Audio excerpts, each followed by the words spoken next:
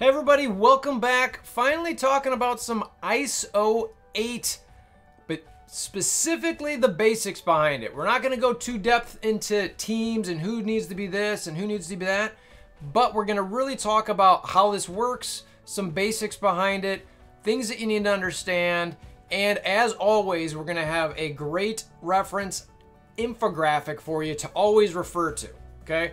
There's some really basic things that people are kind of missing when I'm hearing them talk about this and asking some questions.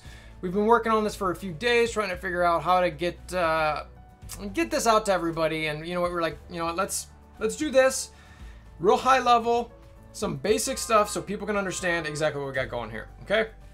As always, Punk does great work with these infographics. If you want to contribute and help towards these efforts, we've got a Patreon in the description below. There's a specific tier to help fund this effort. Punk does a lot of good work on this, spends a lot of tireless hours just to help the community out. So if you want to support those efforts, please join that Patreon. Funds go directly to Punk for all of the great work that he does. What do you say? Send him some love? All right, so let's check out this infographic and go through it in detail.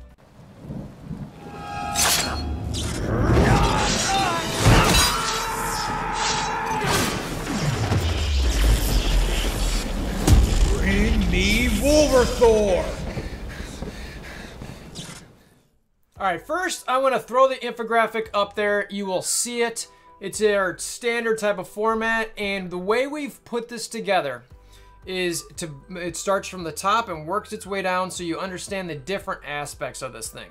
So the first thing you see at the top, we've got the ISO 8 matrix, talking about all the different stats. Then we've got the different traits that you see the symbols for, in case you're, you know, I know for me personally, I was kind of like, what is that one? And wait, what's that one? You know, and some of them seem pretty basic, but, you know, a couple of them like, I forget which one that was. Which one was that again? Is that Protector, I think, maybe? Or is, yeah, it's just okay, yeah, it's a Protector.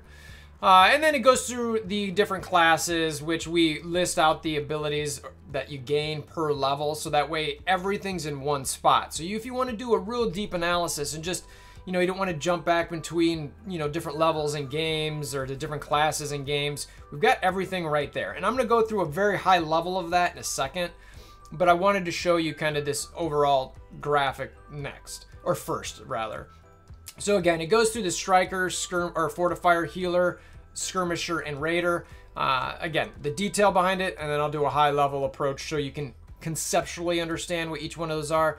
And then at the bottom, what we did is we wanted to show kind of some game elements or like definitions of things that we're seeing, because there were some new terms introduced into the game that many of us were not necessarily familiar with. And to be honest with you, we're still trying to figure out, even with our conversation with Scopely, is that really what that is? Is that, if it's active healing, why does it work with the passive? Is that active passive healing? So, I mean, anyway, I'll dive into that when we get to it, but that's the way that this infographic set up. And again, the concept was going from top to bottom was the way that you kind of want to introduce yourself to this new progression method, right? So now let's jump into each specific part of it. Okay, the top, the ISO 8 matrix. That's the big ball with the arms or tentacles or whatever you want to call them, fingers that are sticking off of that matrix piece. You're going to have all of the stats around that, and the stats are consistent. That's something that's very nice. You don't have to worry about, well, you know, if I put armor here, it's only a 3% upgrade, and over here it's a 6% upgrade for focus, or, you know, it's easy, it's simple. You don't stress about that. The icons on there, that is something that you might want to know so that when you're farming, so we dropped those icons on here. This is actually one of the things that I was a little bit annoyed with Scopely about. It's like, couldn't you make this a little bit more intuitive based on what we already have in game? So you'll see the armor one. It technically still kind of looks like a shield. It's a green shield, but okay, it's kind of a shield. So it's like, all right. And then you've got resist, which is, you know, looks like an Xbox One logo. So it's kind of like, all right, so I've got my Xbox One logo resist. Then you're like, if you look in game, what our current gear for resist is, I think it's the hands, you know, those arms that are pointing. So it's kind of like, okay, so I guess that makes me think of that. I don't know. And then you get to the next one, which is health. and that's a cross, right? So the cross kind of looks like the plus sign, the health bars, you know, that you get with the gear. So I'm like, okay. And then you got the focus, which is kind of I don't know, looks like a flower, spinning wheel. I don't know. I mean, for me, you know, it's just the regular focus that we normally have is that it's kind of like the crosshairs a little bit. So I would have liked to see a more of a crosshair type graphic there as opposed to some sort of floral something. I'm not really exactly sure there. You know, and again, same like that and the resist so far are definitely the ones that I'm just kind of like, how is that resist like the arms that we had before? I mean, I guess maybe it's an X, and the resist that, you know, we have for the other ones are like arms that are crossing. So I think that's maybe, if you want a way that you want to intuitively think about it.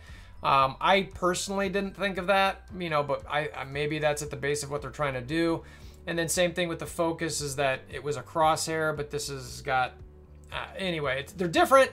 So, and then you've got the damage, which is, you know, doesn't look like a damage really at all. You know, the damage catalysts were kind of explosive looking things, you know, which maybe the focus one looks a little bit more like an explosion, but this damage is just, it's a diamond type, or almost diamond triangle.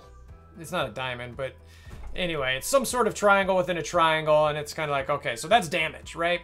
So those are the things that, you know, again, you don't necessarily have to know if, or a way around knowing what these are is if you just click on the character you want to look at, and if you're missing some, just click find and then go find it. But don't farm the campaign nodes by themselves and just click on those campaign nodes. Go to the character you're looking at, click find for the ones that you need on here, and then you'll know to get them, right? So, and what I mean by that, I'll show you real quick. So, one way people can tend to farm is they just go to the specific campaign and do these things, and that's what I'm talking about. So you're at this spot, and if you don't know what each one of these is, you're kind of just farming a node. Like, oh, I've got campaign energy I've got to spend for ISO 8.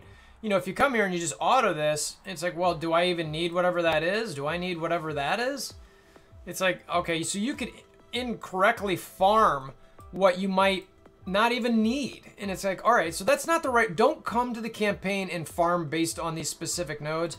I highly recommend instead going to your roster, whoever you're actually going to level up. Say you want Symbiote Spider-Man, come over here, go to the ISO, you know, and my recommendation is, all right, you look at how many of these you have. It's like, all right, I got 15 one, I've got 10, I've got 7 of that one, and I'm looking here when I'm seeing these numbers, right?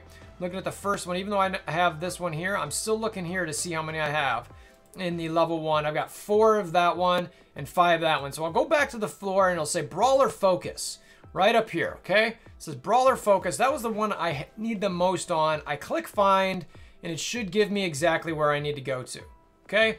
Do it that way. Don't do it the other way. That way you can focus farm who you need. These crystals are by far the biggest bottleneck for ISO 8. Do not spend them on anybody that you're not 100% certain that you want to bring up, because they run out fast. And depending on what class you're going to pick, you really want to get them to level 3 and level 5 as fast as you can. So try to get folks to level, don't get a bunch of level 1s all over the board, okay? Get your primary tunes to level 3, and if you can, level 5, which is probably pretty rare for most people because of how many crystals that requires. But at least get to level 3 to start. Don't just do a whole bunch of level 1s, all right? I know it's nice, but you know, at least for your arena team, okay, and your raid team. After that, fine, do level 1s, but my personal recommendation, if you spread across the board, then you're not gonna have your primary teams. It's what you see a lot when, you know, T13 came across. Everybody T13'd a whole bunch of people, and then it was like Dark Dimension 3, you need T14. It's like, okay, well now I'm out of all this SBCs. All right, now I've got to buy a bunch of stuff. That's how it's going to work, okay? So anyway, that's what that is. One of the things that I want to make sure that I really emphasize here, again, crystals are bottlenecks, right? So you can see here, for level 1, you really just need 1. Level 2, you need 3. What is it? Level 3 there, you need 9, right? So it's like, okay, I can make 1 of these. So it's like, all right, so how many, even it says I have 7 here, it says I can make, you know, I need 9 here. 27 there, right? So you can see these where it's like how many you need to fuse, and it shows that it's got 16. So if you're here, okay, it's like, all right, so I've got one of these. And then here it says you need, the value of these is 3. So it's like, I've got 3 out of 3. And then here, again, you need 9. So it's kind of going up incrementally a little bit. And then level, we talk about level 3 being really critical many, many times in this video. This last one, level 5, 81, okay? 81. Now, I will say one of the things that's really confusing about this right now is, see how this says 16? And then I go over here and it says 7. Okay, so how many of these do I really have, right? So this is a blaster damage, right? So let's just go look in this. So it says 7 there, ISO value 1. I go over here, it says 16. I'm like, how many of these do I have? So again, ISO, we're looking for blaster damage. So you see 16, right? So we click find, and we scroll over here, and it shows 16, which is good. It's like, okay, cool. All right, I clearly have 16 of these, but for whatever reason, and again, comment below, but it's like, this says 7. And I'm like, why does this say 7? All right, it doesn't say 16. It's an ISO value 1. And it's like, okay, there's ISO value 3 here. So if I got 16, I can easily make 3 here. And that's why, at this one where it's a level 9, I can make one there because I have 16. So I need 9 of these, and it's kind of like, this one I would think would say 16. But whatever. Anyway, the point is that 81, you need a lot of crystals. Be smart with where you put them. Okay, so that's the ISO 8 matrix, the stats around it, what they look like. Next up on this thing is going to be the traits. Now, again, these symbols might be intuitive for some of you guys. This was one of the discussions we were having as a group between Punk Yeti and myself is, some of us already knew what these were, and then some of us were like, I don't remember the difference between, a protector and a controller, and I'm not going to constantly remember that. It might eventually become intuitive. So we threw the traits on here. Brawlers, again, that one's pretty intuitive. The controller and protector ones, those were the two that I know I struggle with a little bit. Support, okay, maybe. I mean, honestly, when I saw the cross, I thought healer, and so I got, and I'm like, all right, well, the blaster seems to make sense. So we have the traits listed there just for a little bit of ease, so that way you can kind of, know what's up. And anyway, they're there. Hopefully they help. And now the big part is honestly the classes. And you can pick from 5 classes, which you probably already know: Striker, Fortifier, Healer, Skirmisher, Raider. Okay, now let me go at a very high level on what each one of these is, okay? Okay, first, all classes, regardless, they all have 20% HP stat boosts. So that level 2 and 4, level 2 and 4 are the same for every single class. So don't stress about that. You can ignore it. Don't worry about it. It's the same for everybody, okay? Everybody gets the same HP boost across the board. Cool? All right, the first one up, Striker. What is Striker at its core? It's somebody who bonus attacks when somebody's vulnerable. When you see that little vulnerable icon, okay, that they'll do a bonus attack, and they get a damage stat increase. That's it, okay? Bonus attack for vulnerable, damage stat increase. Easy enough. Fortifier, you get barrier. Again, that's it. That's all you need to know. Fortifiers get barrier. Different ways to get it, but they get barrier. Healer, you apply minor regen, which we'll get into a little bit. You get an increase in active healing, which we'll get in a little bit. And you heal the most injured ally. You're doing healing stuff. So again, you apply a minor regen. You do additional active healing and passive healing. And you heal the most injured. Okay? So that's regardless of whether you're a healer or not. Now, and I will say that as a healer, if you're increasing active healing, and you pick somebody who doesn't actually have any active or passive healing, it's kind of a waste. Skirmisher, you apply vulnerable. That's one of the biggest things. So if when you were talking about that Striker, a bonus attacking against a vulnerable, the Skirmisher is one of the classes that applies it.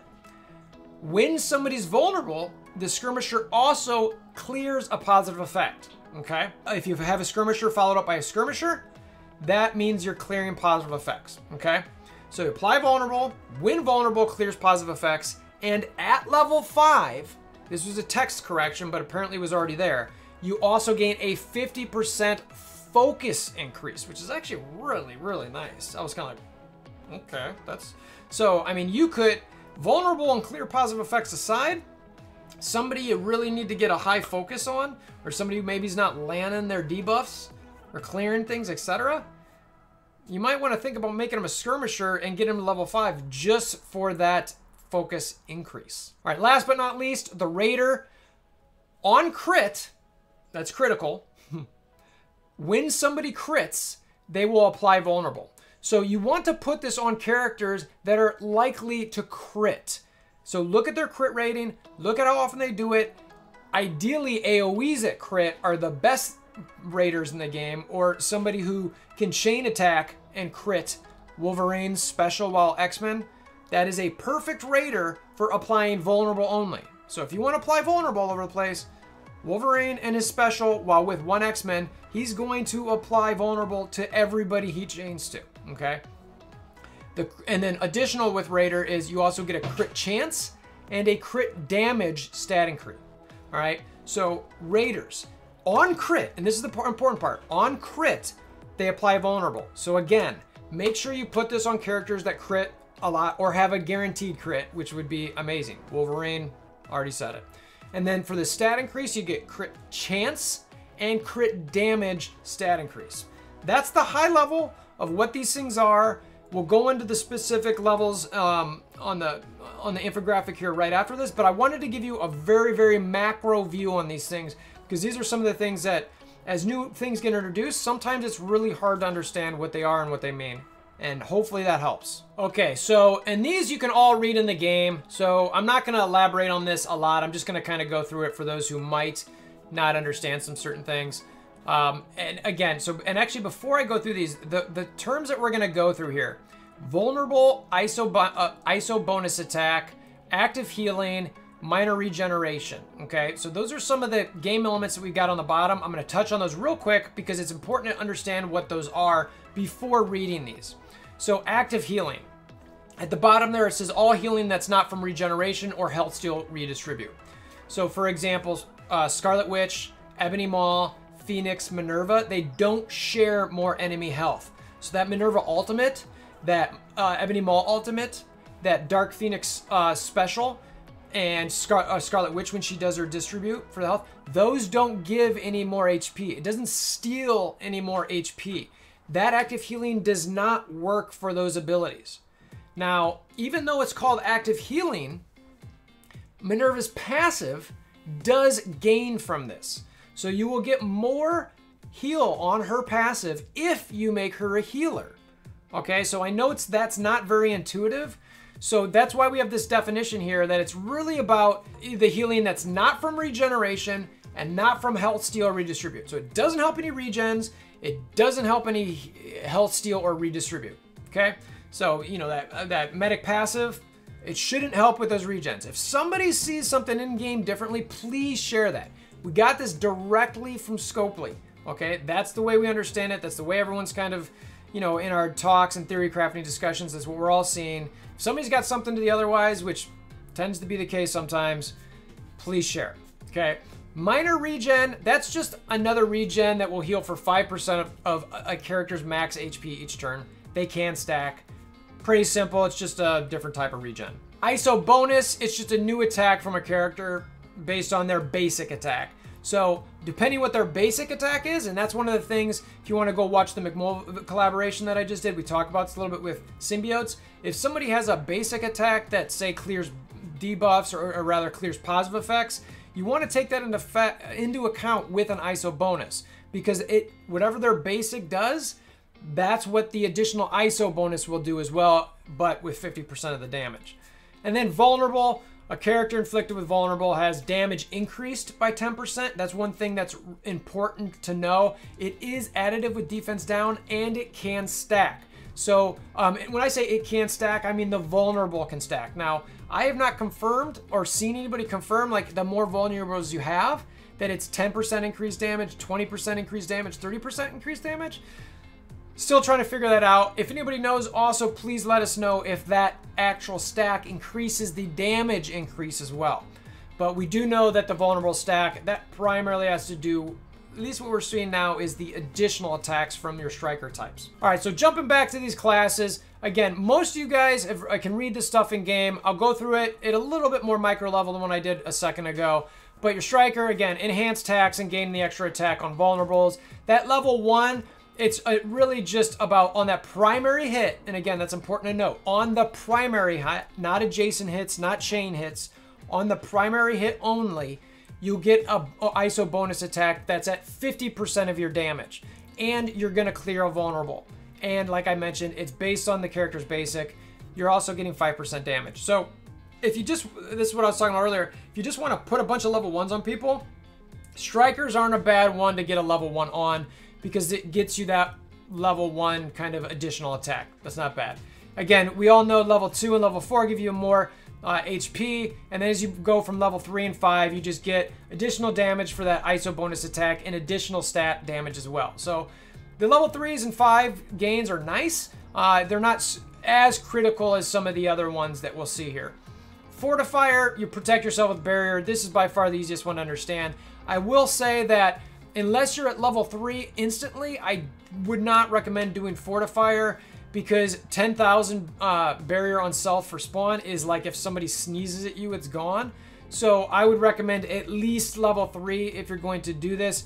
Even level 5, to be honest with you, is really something that's kind of like, you know what, I really want to get that level 5 ISO on that one because, you know, you get that much more barrier on turn, right? And that's what you get on 3, and where it's like an action, where it's the turn matters. On the level 1, you just get some barrier at the start. On level 3, you start getting it on turn. So that to me, fine if you do level 3, you know, but don't do it just for level 1. It's pointless in my opinion. Healer, we talked about this a little bit, but you basically get the heals, right? So level 1, you get an additional 5% active healing, and you're on turn, you're also applying minor regen to the lowest health ally. It's like, okay, but again, level 3 is really where you get something that's a little bit better, where on turn, you heal the lowest health ally for 5% of max health.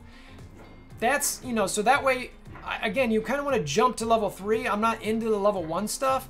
It's like, well, level 3, you get the minor regen and the heal the lowest health ally. That's really what I want. You gain, obviously, the active healing as you move on as well. At level 5, you gain an additional 10% active healing, which is phenomenal. Skirmisher, again, these are the ones who are applying vulnerable. On primary hit, apply vulnerable to primary target. And again, that's a big part of knowing the difference between a skirmisher and a raider. This one's primary hit, and these effects can also occur on assists and counterattacks. And if you haven't seen some of that, I covered it in a news video. Remenex did it on one of his streams, where you've got an assister who's a skirmisher is really fun to play with, because if you've got the primary attacker being a striker, the assister being a skirmisher, so the primary person hits, the skirmisher who's the assister then goes, applies vulnerable, and it's still, for what the way the coding works is this original attacker, the striker, will then see that that character has vulnerable and actually do a triple tap and do the bonus attack right then and there. So that's a nice, fun, cool dynamic that you can get out of that if you've got an assisting dynamic. Think about your Mercs, think about your Miss Marvels of the world. That's where you're going to want to think about applying that general idea, okay? Again, you're used to getting the HP across the skirmisher. At level 3, that's when you're actually going to clear a positive effect. Again, these level 3 games, that's where you see something where it's like, ooh, I really would rather get to that level 3 than that level 1. So don't do a bunch of level 1s across the board. Take your most important characters and get to level 3 first. Do that first, my opinion. And then at level 5, that's when you get an additional positive effect and a 50% focus gain, which is super, super nice. And then last but not least, the Raider. Okay, this is on crit. You're applying vulnerable. So again, get your crit, your high crit characters. On level 1, you're getting that crit to apply 1 vulnerable up to a maximum of 3, and you're getting a 15% crit chance. On level 3 of this character, you get some more crit chance and crit damage, and then level 5, some more crit chance and damage. So if you get to level 5 all by yourself here, you're gaining, what is it, 25 crit chance. So if anybody in your roster has about 75% crit chance, you can get them to 100% crit chance with maxing out Raider. So make sure you note that. Look for the characters that are about 75+% crit chance. Those are the ones that you want to give your Raider to, so that way you guarantee the applying of vulnerable. So that's pretty much it. I'm showing you guys the roster here. Like I said, you know, I've got something on Thanos. I've got something on Proxima. I've got something on Corvus Glaive. And then I've, of course, got Medic. But right now, you know, I am really kind of just making sure that I know, you know, and I look at the limited amount of crystals that I've got here. You know, I've got, okay, so I've got a decent amount there as a controller, but it's like, all right, so how much am I going to use Emma? You know, if you look at the symbiotes by themselves, you know, there's a number of brawlers on here. So it's like, if I want to get to level 3 on all my brawlers, you know, you need quite a few. You know, I'm only able to get one of these. It's kind of like, all right, well, I want to get, you know, level 3 on, you know, 3 of my different symbiotes or 2 of my different symbiotes, right?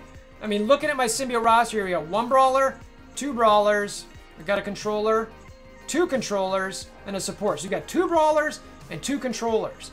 So you really want to make sure that if you're using these guys as your raid team, that you're actually thinking about, okay, I want to get to level 3 on these things. Because again, arena and raid, those are your biggest things. War matters, it counts, but every single day you're doing arena, multiple times a day. Every single day you're doing raids. Those, in my opinion, should be where you focus these things. So what do you guys think? That was, tried to get to a high level, tried to get to a micro level, tried to show you some stuff in game. Again, this is basic right now. We're planning on getting the ISO 8 recommendations for teams into some of our infographics so that you can kind of see these. There are some information out there. I've seen stuff that's got every character in the game, so, you know, and that's great for theory crafting. Some of this stuff is kind of complicated, so you want to make sure that you think about it. Don't just go willy-nilly spending these things, because as we've seen with a lot of stuff in this game, if you just spend, you'll figure out real quickly that you don't have enough for something else either down the line or something you didn't think of. ISO 8, I've been in arena for, you know, however long this has been out, and I didn't have ISO 8 until yesterday on my arena team, and I was staying top 10. Okay, now my shard isn't like is insane as some of that I've seen out there with like the massive whales, but it's got really high activity and it's got some really capable players. So you don't need to rush into ISO 8. Get the characters you need. Hopefully this infographic helps you guys understand it at a basic level. Again, if you want to help support those efforts, please come to the Patreon.